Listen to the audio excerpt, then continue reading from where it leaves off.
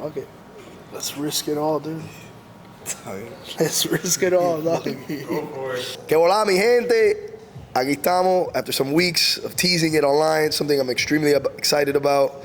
The first rendition of Cafecito Chats with Domino.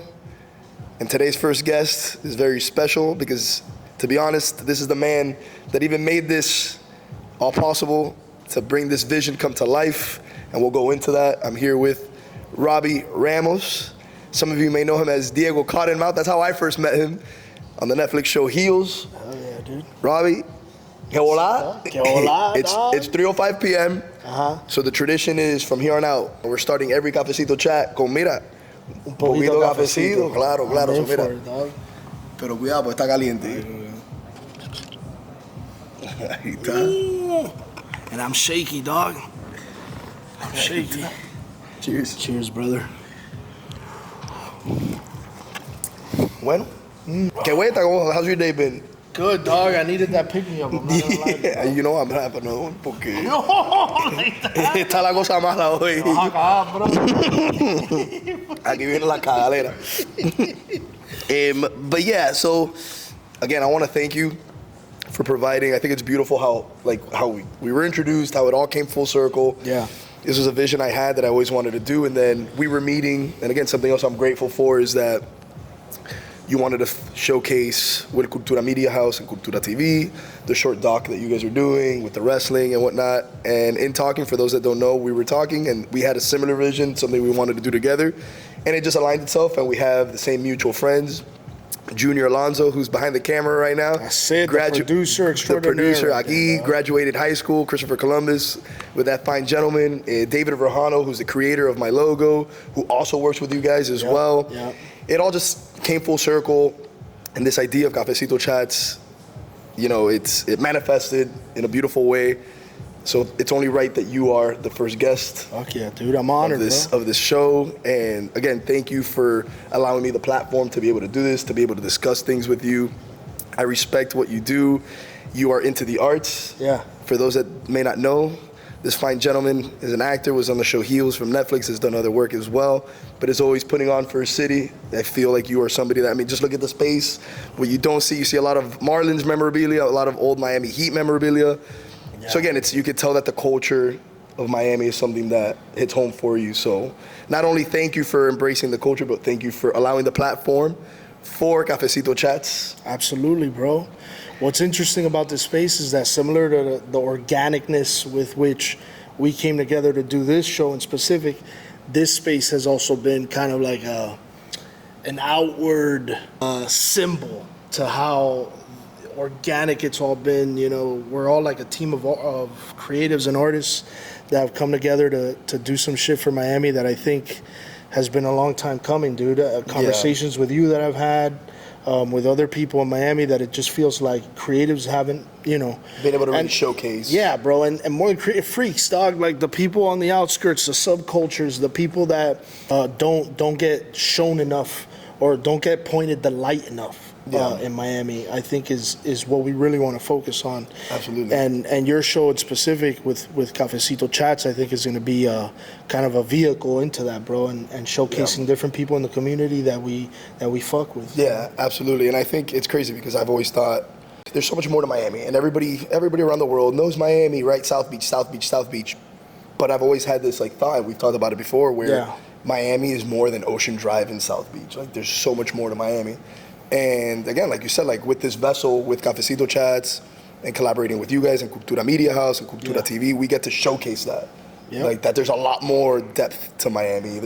And to be able to showcase our local creatives and local artists, or not only just local names or figures in Miami, but being able to showcase La Señorita Alicia from a pub that I know that serves me cafecito a la ventanita every time on A Street, like being able to visit her and featuring her on an episode in the future, you know, I think that pretty much embodies what the intention of the show is.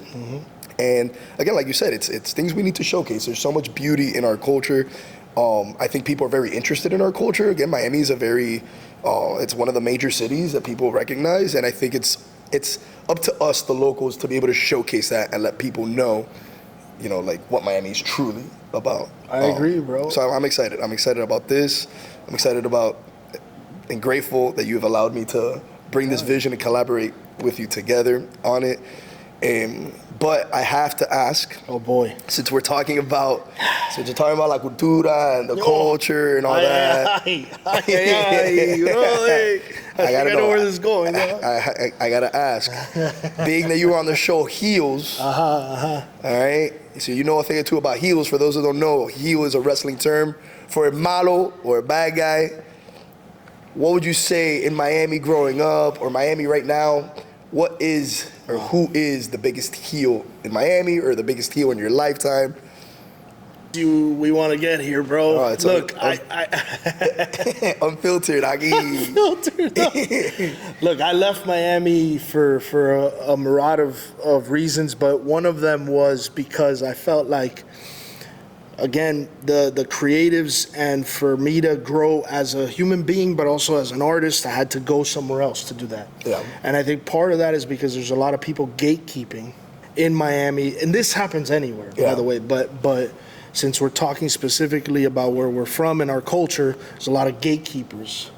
And so to me, like all of those gatekeepers across the board, brother, whether they've done well or not, it's like, yo, start letting the younger generation step up. Like give people a shot. Don't just kind of like shit on somebody because you're afraid that they're doing something that's similar to you, instead of looking at it for what it is, which is they're inspired by you.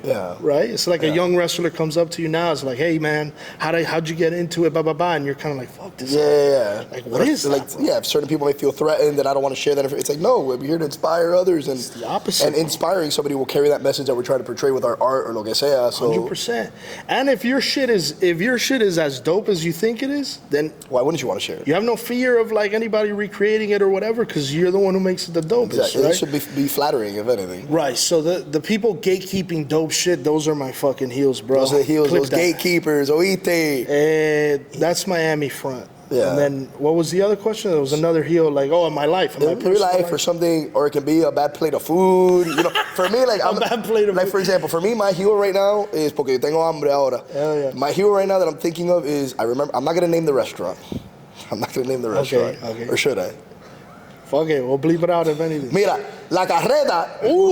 One day, they gave me a pan con bistec when I was in middle school, and I remember this. It's so vivid, and you can tell I'm heated, and the fact that this happened many years ago. They gave me a pan con bistec without papitas and without lettuce. That's some heel-ass shit. That's some heel-ass shit. You don't do that. Like, so to this day. Yeah. But we can bleep that out. We don't want to, just in case, maybe some sponsorship at a Ventanita one day. Sure. This is maybe a hot take, bro, and people give me shit about the way, the things that I eat. I'm very, like, kind of, like, picky, etc. But, like, if you put too much sauce in your shit, it masks the food. Yeah, bro. Yeah. Yeah, so my shit is less sauces on your shit. Yeah. More just what it is. It's a burger. Don't fucking fill that shit up with. So that's my. But damn, like I love like, damn, we're name dropping a bunch of places. But like I love Los Perros. But they put that's the pineapple sauce, a salsa verde, el mayo ketchup. I guess there's some places that you kind of have to let it ride. But like, I don't know, bro. That's sauces. I always have a fucking bone to pick with that. Sauces shit. On a burger specifically, or just sauces in general? Mostly, just any food. If you're saucing up your food. Yeah, like just eat the sauce, brother. You heard it here. Robby Ramos isn't the sauce boss. Just eat the sauce, brother. I kind of feel like that lately too. With I grew up eating pepperoni pizza my whole life. Love pepperoni, but lately pepperoni's been kind of heelish because interesting. It takes away from what a pizza like. Now, if I want to taste what a pizza tastes like. Yeah, like I want the cheese slice because then it doesn't mask the cheese, the red sauce. You get me? Point. So pepperoni's been a little heelish lately. That's a great point, though. Lately, I like that. I am, but you can tell I am. We'll move on from the heelish topic. Yeah. Instead of Cafecito Chats, it's Hama Chats with. Well, no, because you already had La Hama TV. Frankie, shout out. Moving along from heels, we'll go to. I'm sure you know what's coming next. Understanding the wrestling terminology from heel to babyface, right? To the good guy or something that inspires you or motivates you, something that keeps you going, something you cherish? What would you say is the biggest baby face or the biggest baby faces in your life? Oh boy, I mean, we got to start with my parents, man. Yeah. You know what I mean? There's no baby face more than both my mom and my dad. Los viejos. Los viejos, los viejugo. My grandparents too, they both have passed, but they were huge baby faces. The first teacher I had who like believed in me, acting teacher, Anna Panaro, shout out Anna, down in Miami Beach, dude. That was the first acting class I ever took. I was 19 years old, and Anna was the first person that was kind of like, yo, you have something. Like, you can go to New York and do it. Whereas like the teachers at Dade, we're like, well, you're gonna go to New York to do this. Like, no, you gotta get do your 4 years at the college. And for some people, that's true, but they were on some heel shit, dog, to talk terminology, like the baby face. Yeah, so I think Anna for sure has to be somebody I mentioned, bro. Again, dude, it's people that are trying to lift you up and not fucking shut you down. I think it takes a lot. It takes a lot, like, over the years, you come to learn people and people that you fuck with or whatnot. Yeah. And it takes a lot for people to just be real, man. Like, or just like actually like, yo, it goes a long way to tell, like, hey, good shit with that the other day. Oh my God. And I feel like we're not seeing that, you know? Like, we don't see a lot of people just like uplifting each other. And I feel like our society, I know we've had the talk before about like being vulnerable, right? Like being able to be vulnerable is our key to freedom. It provides freedom within our souls, within ourselves. But like, yeah, man, it's like your teacher, you're saying just that one, look at the impact that person's had in your life, so with that, I say, like, yo, we should all just be, like, uplifting. We should all be baby faces more, Be the baby face. Don't be the heel in life. I agree, dude. I agree. But life runs with the bad guys, It does. So it provides some extra fire. But I think the older we get, like, the more it's going to fall on us to be that generation that says, no, man, let's go. Yeah. You could do it. And there's other ways to attack life than just the traditional way, although that's cool too. Yeah, absolutely. But I think there's different ways to go about life. Like, bro, you didn't think you were gonna be doing what you're doing right absolutely now, not. Fucking 15 years ago, no, never. Even doing this right now, like. Yeah, right. Being a podcaster or like an influencer or whatever, like no, I would have never thought. Yeah. Would have Yeah. Yeah. So we need more of these conversations. I guess can hopefully allow for others to be like, oh, I can do something if I believe in the vision that I had. 100%. It's our job, I feel like, to encourage others to like do whatever they want. I agree, bro. And going back to like the culture, right? And you being a big advocate for Miami culture, do you feel like when you're doing certain projects or, for example, certain projects that you've been involved with, I feel like there aren't many Cuban or Miami forward actors out there in the scene. So like, do you feel a sense of pride, or do you take that culture with you, and do you try to embrace that in your projects? Yeah. I mean, I think especially on the writing front, like I'm doing a lot of writing now. I wrote the play that we're doing again now in the summer. The Walls Have Ears. We did it twice here a couple of years ago. I'm writing a film, like, and I'm trying to kind of like put the Miami DNA that I know. Yeah. Other people know a different Miami, but the Miami and the culture and the people that I know, I'm trying to like completely inject it with that DNA, because I don't see it. Like, I was just having a conversation with somebody earlier today where they're not from Miami, they're from Chicago. Shout out Grant over there. And we were talking about kind of like how had his first flan today, by the way. He did have his first flan today, dog. White chocolate and queso flan, by the way. He did. But the idea of like, he was like, man, listening to you guys speak and kind of go back and forth between the Spanish and the English so seamlessly, he's not used to hearing that. And I think like that in itself is what I hope to capture in the work. Not just in the aesthetics of the language, but in the culture. Like I just haven't seen our culture expressed in films that I think are cool as fuck. Like, I haven't seen a Tarantino movie that feels like, he's speaking something that my dad would say, or that I've heard my uncle say, or whoever, right? So it's kind of doing that with the work. Like, how do I make the work as authentic to me as possible? And authenticity to me is Tarantino and the way my dad speaks. It's both of those fucking things. Yeah. And so how do we marry that? And how do we keep the culture kind of alive through that?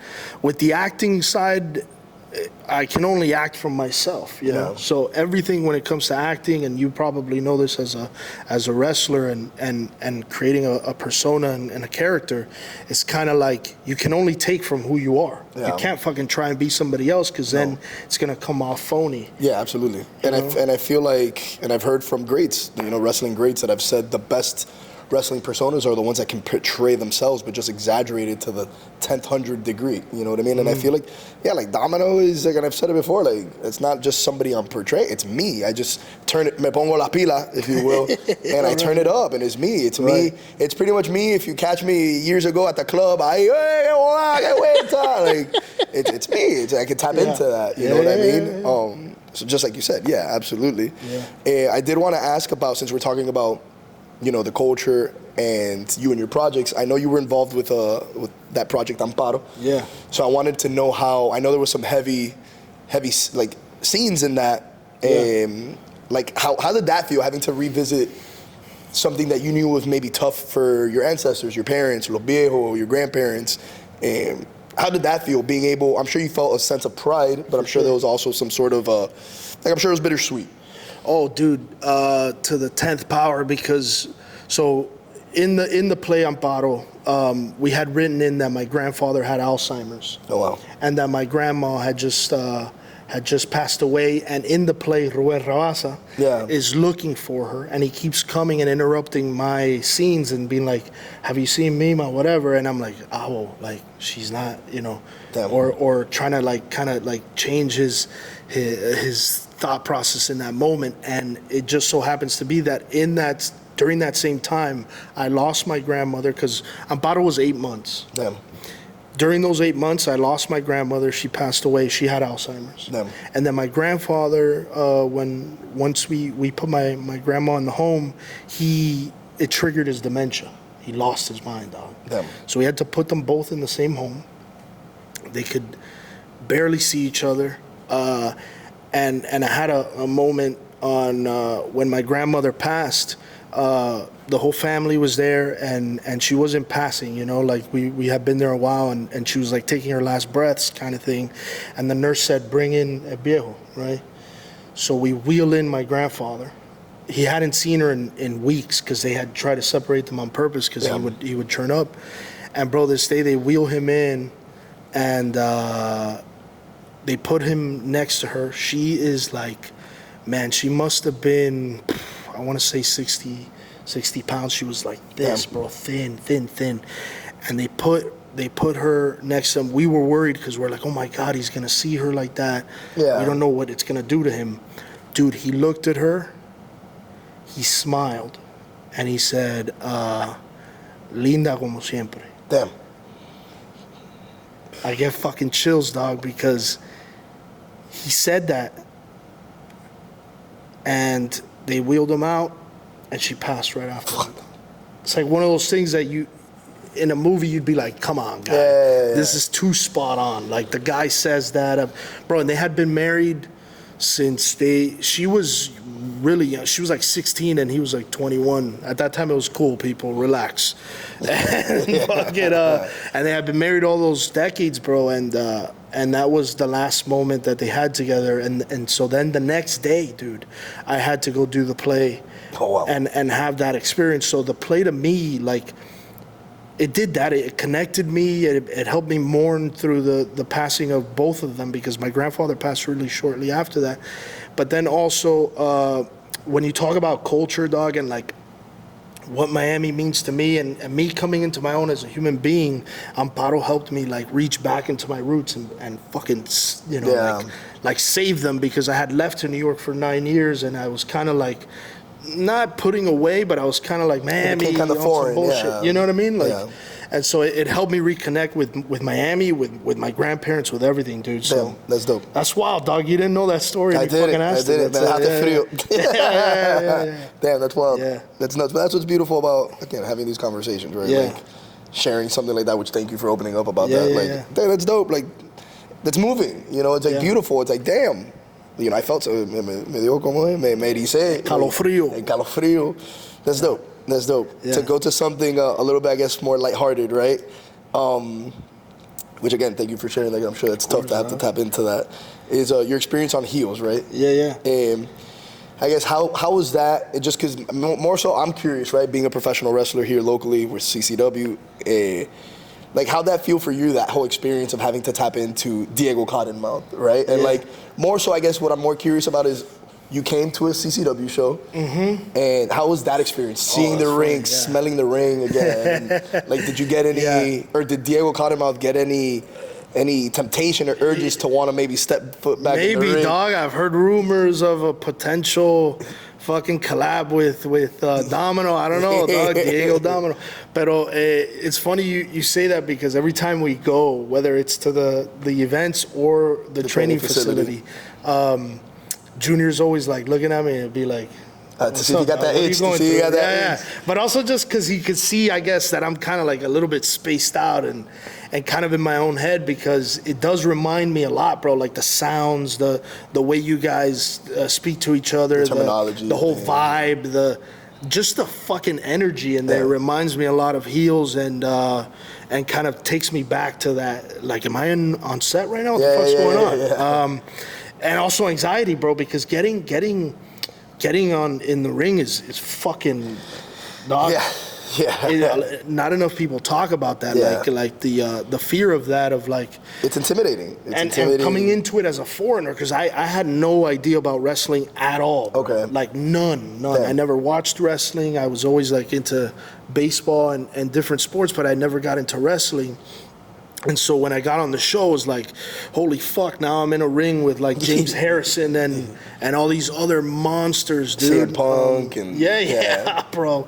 And so kind of, it shoots me right back there, dude. But what you guys are doing there. It's PTSD. It is, dog. It's a little bit of PTSD for sure. What you guys are doing there is fucking amazing, though, bro. I didn't know that existed down here. Yeah. If not, I would have gone like, from the minute I heard I was going to be on the show, although I had like a week to prepare, but maybe in between season 1 and 2, I would have loved to have gone in there and like trained with you guys and shit like that, because... Well, it's never too late. Oh, shit. You heard it here. He said it. He was on that said it. Don't say it. Diego Cottonmouth and Domino. I don't know. Maybe a little tag team there at the CCW show. Don't say it. La gente tiene que esperar a ver. Maybe, dog. I do want to ask. Yeah. Favorite Miami phrase, disparate. What do you find yourself always just your go-to? Pa la pinga. Pa la pinga. PLP. PLP. Well, it's funny because you say pa la pinga. Yeah. I have another PLP that I like to use. Yeah. Which leads me to going home, to use a wrestling term, as we wrap this up, this first episode of Cafecito Chats with Domino. My PLP is wanting to ask you if you could tell me a time in your life where you had to ponerte las pilas. Okay. So there's been a few times. I'll pick the earliest one, the first one, I think, was probably when I moved to New York, bro. You know, I moved to New York. I was 20 years old. Didn't know a single human being there, bro. Not un tío que conoce tipo que trabaja. Nobody, bro. I knew nobody at all. And then I was also doing this thing, acting, that nobody in my family had done. I didn't have any friends who were doing it. Like, it was completely out of character. Out of your comfort zone, for sure. Yeah, up to that point, that shit wasn't in the cards.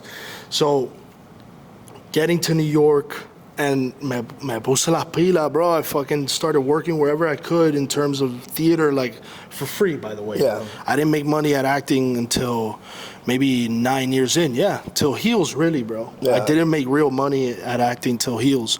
So it was 9 years of poniéndome las pilas, of trying to figure out the techniques and shit of acting and trying to break through, bro. 110%, yeah. Oh, yeah. Yeah. That's dope. Yeah. That's dope. What about you, though, dog? I want to hear... What's since it's episode 1, dog? Eso va otro. Mira, ¿tú sabes qué? All right, I'll tell you. Tell me, dog. This last weekend, me despingaron las rodillas. Oh, shit. And they wanted to take my title as Junior. Junior was out there. Yeah. This guy, Mortar, which I think is un cañón. So yo le dije, mira, cañón soy yo, ¿oíste?